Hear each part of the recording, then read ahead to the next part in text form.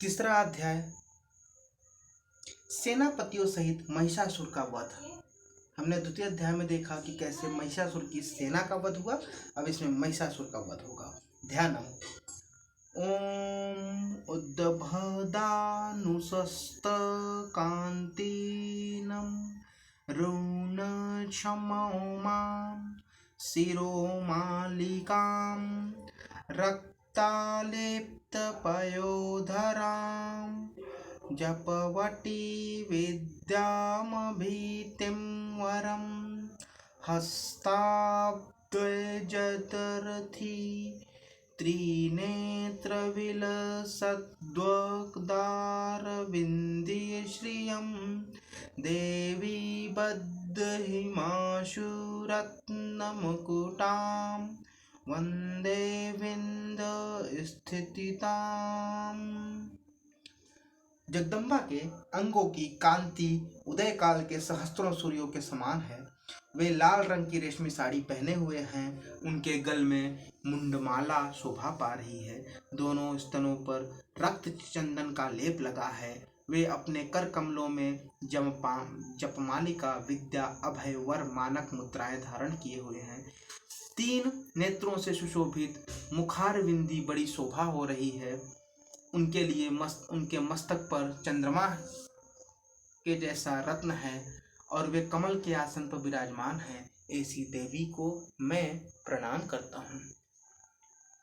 ऋषि कहते हैं, दैत्यों की इस प्रकार तहस नहस होते देखकर महादैत्य सेनापति चिच्छुर क्रोध में भरकर अंबिका देवी से युद्ध करने के लिए आगे बढ़ा। वह असुर रणभूमि में देवी के ऊपर प्रहार करने लगा, बाणों की वर्षा करने लगा, जैसे बादल मेरुगिरी के शिखर पर पानी की धार बरसा रहा हो।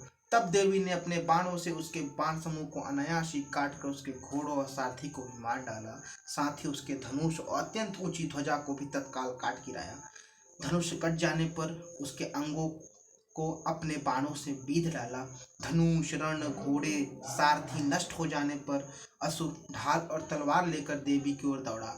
उसने तीखी धार वाली तलवार से सिंह के मस्तक पर चोट करके देवी का बाईं भुजा में प्रहार किया। राजन, देवी की बाह पर पहुंचते ही तलवार टूट गई। फिर तो क्रोध से लाल देवी ने उस राक्षस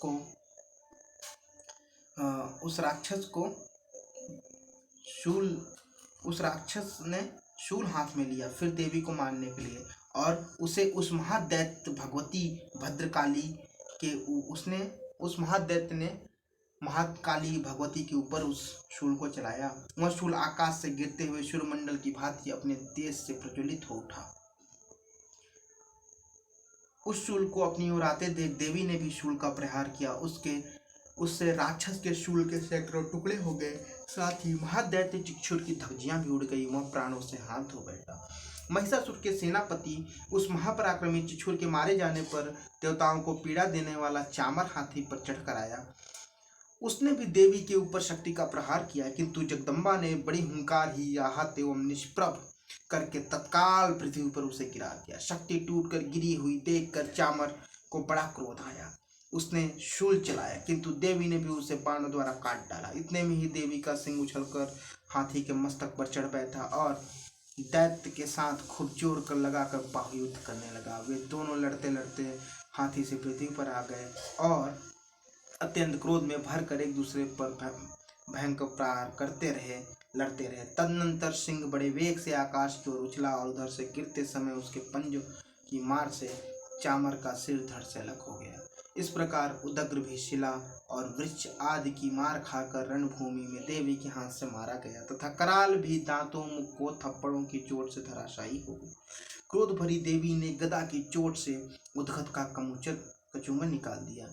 भिंदी पाल से वाशकल को, बाणों से ताम्र को, अंधक को मौत के घाट उतार दिया। देवी ने 3 नेत्रों वाली परमेश्वरी ने त्रिशूल से उगास्त्र उकर उग्रवीर तथा महाहनु नामक दैत्यों को मार डाला। तलवार की चोट से बिडाल के मस्तक से धड़ से काट गिराया।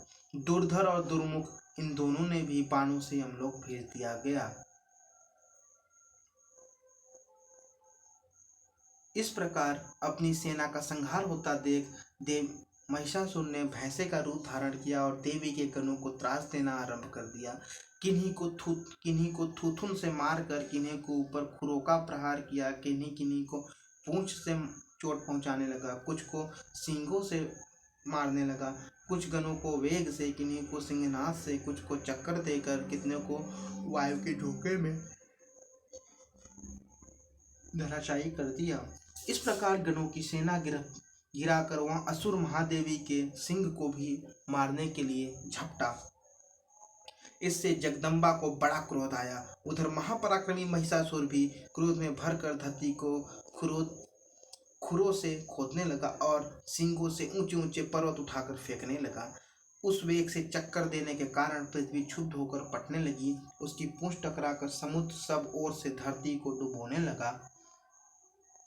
हिलते हुए सींगों के आघात से विदीर्ण होकर बादलों के टुकड़े हो गए। उसके श्वास की प्रचंड वायु से वेग से सैकड़ों पर्वत आकाश में गिरने लगे। इस प्रकार क्रोध में भरे हुए उस महादैत्य को अपनी ओर आते देख चंडिका ने उसका वध करने के लिए महान क्रोध किया। उन्होंने पाश मारकर उस असुर को बांध लिया। उस महासंग्राम में वध हो जाने पर उसने भैंसे का रूप त्याग दिया और तत्काल सिंह के रूप में प्रकट हो गया। उस अवस्था में जगदम्बा ज्यों ही मस्तक काटने के लिए उद्यत हुई, त्यों ही खड्गधारी पुरुष के रूप में दिखाई देने लगा। तब देवी ने तुरंत ही बाणों की वर्षा करके ढाल और तलवार के साथ उस पुरुष को भी बांध डाला, बीत डाला। इतने में वह महान गजराज के रूप में परिणित हो गया तथा अपनी सूंड से देवी को विशाल सिंह को खींचने और गर्जने लगा। खींचते समय देवी ने तलवार से उसकी सूंड काट डाली। तब उस महादैत्य ने पुनः भैंसे का शरीर धारण किया और पहले की भांति प्राणियों सहित तीनों लोगों को व्याकुल करने लगा। तब क्रोध में भरी हुई जगदम्बा चंडिका ने बारंबार मधु का पान करने और लाल आंखें करके हंसने लगी। उधर वह बल और पराक्रम मत से उन्मत्त हुआ राक्षस गर्जने लगा और अपने सींगों से चंडी के ऊपर पर्वत फेंकने लगा। उस समय देवी के बाणों के समूहों से फेंके हुए कुछ पर्वतों को चूर्ण करती हुई बोलते समय उनका मुख मधु के मत से लाल हो रहा था और वाणी लड़खड़ा रही थी। ओ मूढ़, जब तक मधु पीती हूँ तब तक तू क्षण भर के लिए खूब गरज ले। मेरे हाथ ही तेरी मृत्यु हो जाएगी और वो शीघ्र ही होगी। यूं कहकर देवी उछली और महादैत्य के ऊपर चढ़ गई। फिर अपने पैर से दबाकर उन्होंने शूल उसके कंठ में आघात किया। फिर पैर से दबा होने पर भी महिषासुर अपने मुख से अभी आधे शरीर से भी वह बाहर निकलने पाया कि देवी ने अपने प्रभाव से उसे रोक दिया। आधा निकला होने पर वह महादैत्य देवी से युद्ध करने लगा। तब देवी ने बहुत बड़ी तलवार से उसका मस्तक काट गिराया।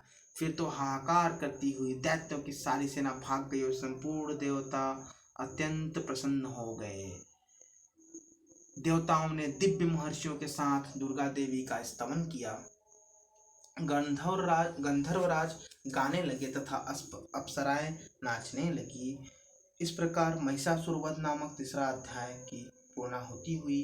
कल हम पढ़ेंगे चतुर्थ, पंचम और षष्ठी। कल हम लोग 3 अध्याय पढ़ेंगे।